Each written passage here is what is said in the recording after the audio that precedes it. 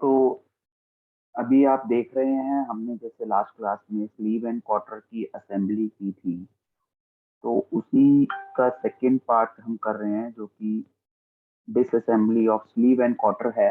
तो sleeve and quarter की disassembly करने से पहले हमें उसके सभी पार्ट्स पता है, क्योंकि हम उसको असेंबल कर चुके हैं। तो हमने जब असेंबल किया था तो हमने पाया था कि स्लीव एंड क्वार्टर के अंदर जो इम्पोर्टेंट है वो एक तो स्लीव है, और सिलेंड्रिकल होलो सिलेंड्रिकल एक रॉड टाइप होता है, जिसके अंदर के रॉड को इंसर्ट किया जाता है और उस रॉड को कनेक्ट किया जाता है with the help of water. तो यहाँ पर हमारे पास जो क्वेश्चन है वो स्लीव एंड क्वार्टर की डिसअसेंबली का है।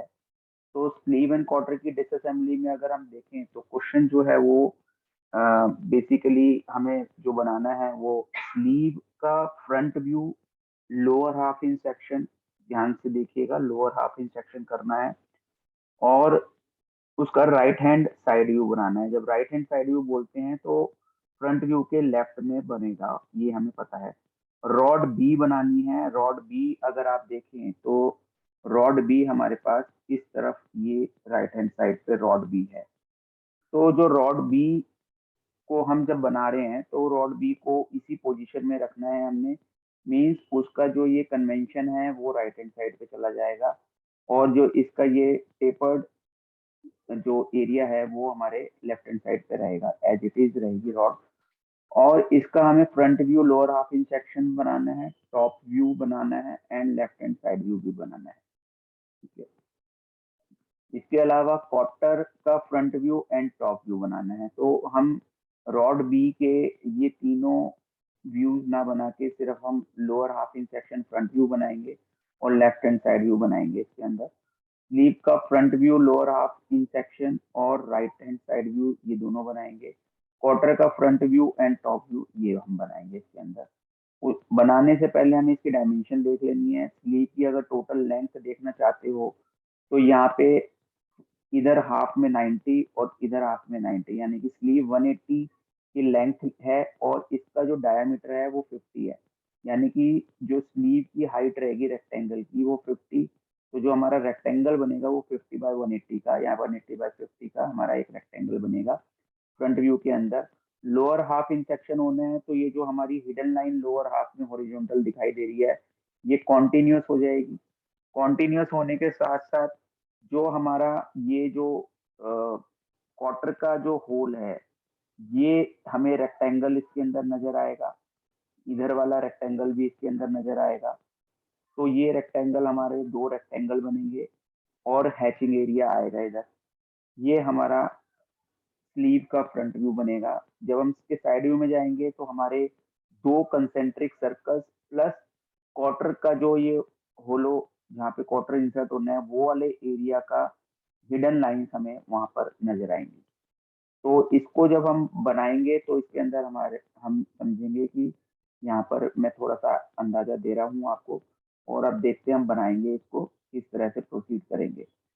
तो प्रोसीजर हमारा वही रहता है, हमेशा सेंटर लाइन बनाते हैं सबसे पहले, और सेंटर लाइन बनाने के बाद ये हमने मार्किंग की रेक्टेंगल के लिए, तो विड्थ हमारी 180 की रहनी है, 90 और 90 था तो 180 और 25 ऊपर 25 नीचे, यानी कि 50 की टोटल हाइट रहेगी सेंटर लाइन से ऊपर नीचे 25 25 करके, और 180 की लेंथ रहेगी। इस तरह से हम एक लाइट सा पहले रेक्टेंगल बना लेंगे।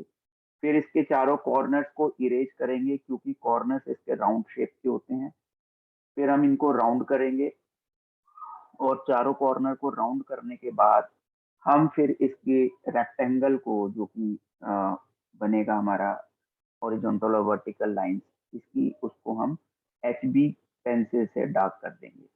तो ये हमारा प्रोसीजर होगा जो कि करेंगे हम। और प्लस इसके अंदर हॉरिजॉन्टल लाइन नीचे की तरफ भी, जो मैंने आपको बताई थी जो कि हिडन लाइन थी, वो भी बनेगी। तो पहले हम इसको कंप्लीट कर लेते हैं, रेक्टेंगल को राउंड कर ही दिया हमने उसको, और ये इस तरह से हमारा रेक्टेंगल कंप्लीट हो गया है राउंड करके। ये हमारा सिलेंड्रिकल पोर्शन बन के तैयार हो गया है।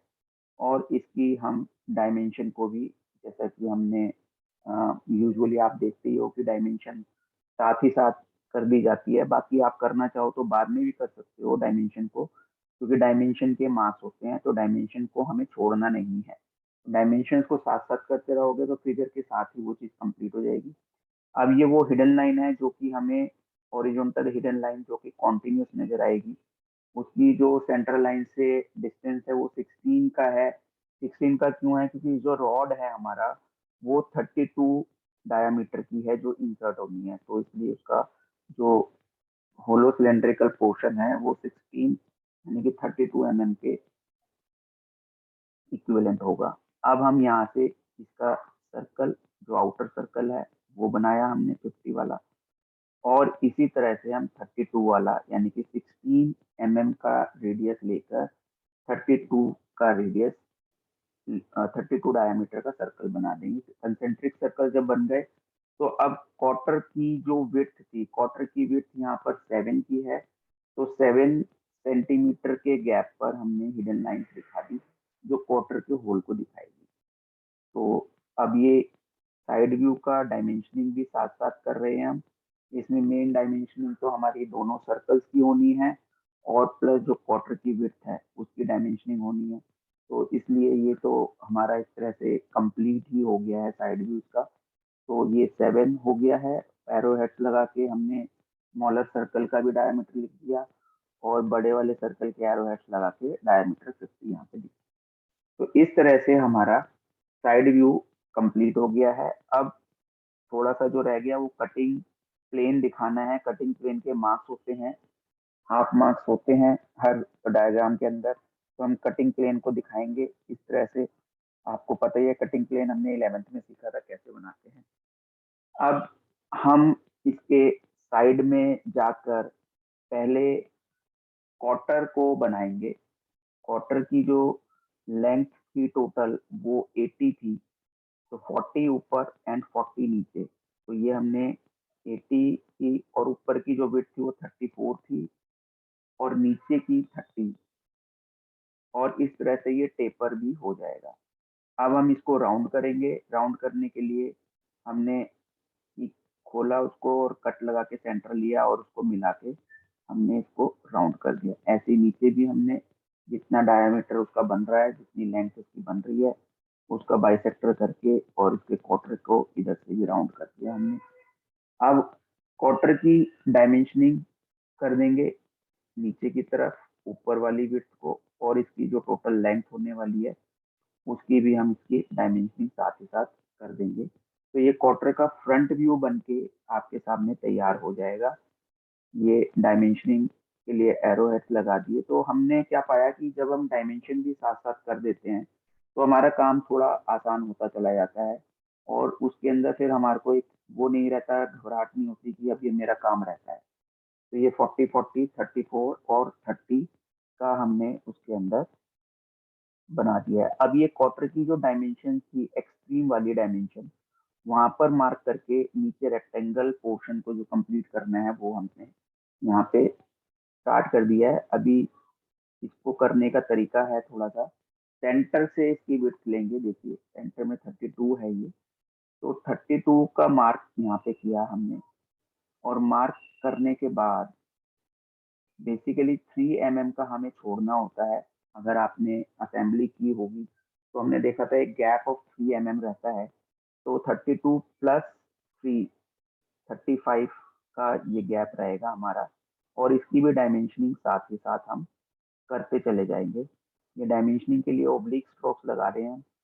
तो SP 46 2003 की जो हमारी स्टैंडर्ड है डायमेंशनिंग के लिए, उसको फॉलो कर सकते हैं हम, करते हैं हम उसके। तो उसके अंदर एरो हेड्स का भी ध्यान रखा जाता है, ऑब्लिक स्ट्रोक्स का भी ध्यान रखा जाता है।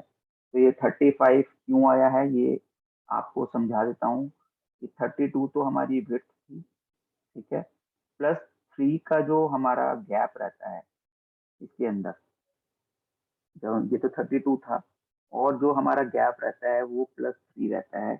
जब हमने असेंबली की थी तो वहां पे हमने इसको समझा था, ठीक है। तो ये आपको समझाया गया कि 35 क्यों रहेगा यहाँ पे। तो इसको समझने के बाद आगे प्रोसीड करते हैं और ये हमने इसके रेक्टेंगल कंप्लीट कर दिए। ये थोड़ा सा स्लांट रहेगा क्योंकि ये देखिए हमारा इस तरफ से टेपर रहना है ना क्वार्टर, तो इस तरह से स्लांट रहेगा। और स्लांट रहने के बाद इसी की विड्थ को हमने रेक्टेंगल दूसरा भी कंप्लीट कर लिया और इसी के साथ हम इसके अंदर अब अपनी हैचिंग भी करेंगे अभी।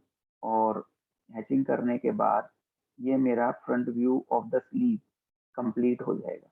ठीक है, तो इस तरह से हम इसको, ये हैचिंग हो गई है और इसको हमने कंप्लीट कर लिया। अब मैं क्वार्टर के टॉप व्यू पे आऊंगा। तो क्वार्टर का टॉप व्यू हमारा 34/7 का रेक्टेंगल बनेगा, प्लस 4 mm के गैप पे हम हिडन लाइंस दिखाएंगे, जो ये नीचे वाली लाइंस, जो नीचे वाली विड्थ है उसकी वजह से वो आएगा। और यहाँ पर ये 7 की विड्थ है, प्लस 34 टोटल लेंथ अगर हम ऊपर से देखेंगे। तो इस तरह से ये अब राउंड करना है, इसका क्वार्टर को राउंड करने का तरीका भी देख लेंगे आप। ये 4 mm का यहाँ पे रहेगा, ये 4 mm का रहेगा।